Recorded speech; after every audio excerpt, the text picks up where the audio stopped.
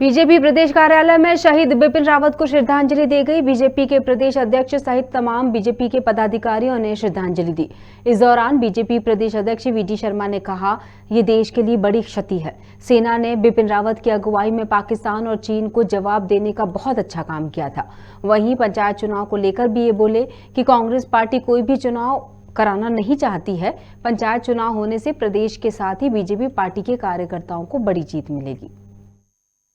जहाँ हमने 14 हमारे लोगों का एक्सीडेंट हुआ, 13 उसमें शहीद हो गए और इन सबको भावभीनी श्रद्धांजलि मैं प्रदेश कार्यालय की तरफ से, बीजेपी कार्यालय और सैनिक प्रकोष्ठ की तरफ से देता हूँ।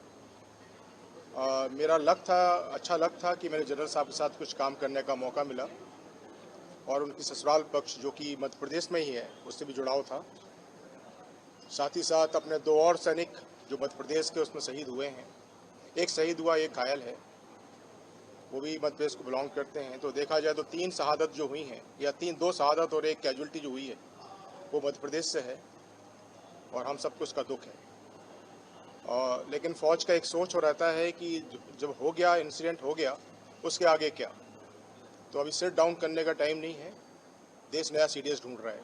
चीफ ऑफ आर्मी स्टाफ जो देश के पहले हमारे सीडीएस जनरल रावत जी और उनके साथ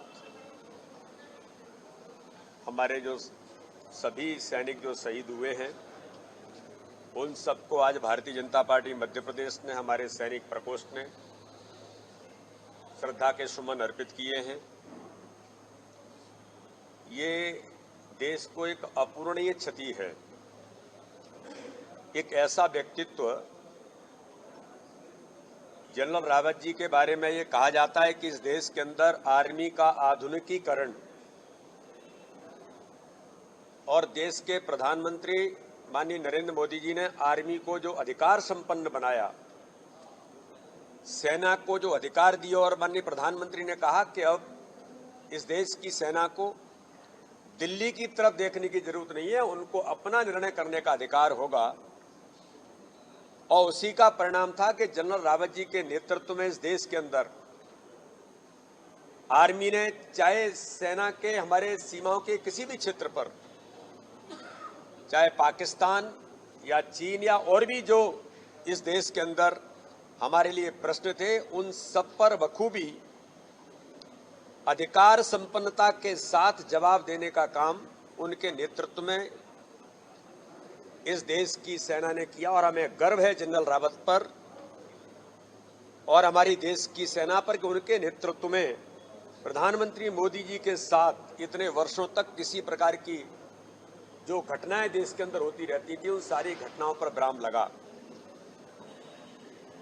तो आज ये देश जनरल रावत जी को और मध्य प्रदेश के साथ उनका जो संबंध है कि मध्य प्रदेश के वो दामाद थे।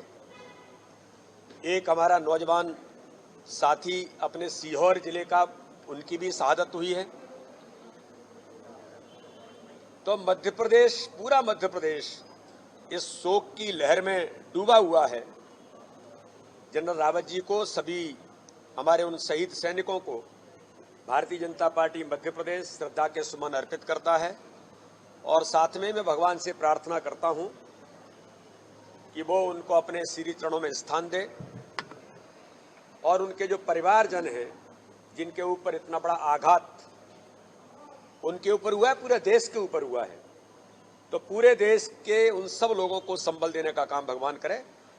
इन्हीं श्रद्धा सुमन अर्पित करते हुए ओम शांति, ओम शांति, ओम शांति।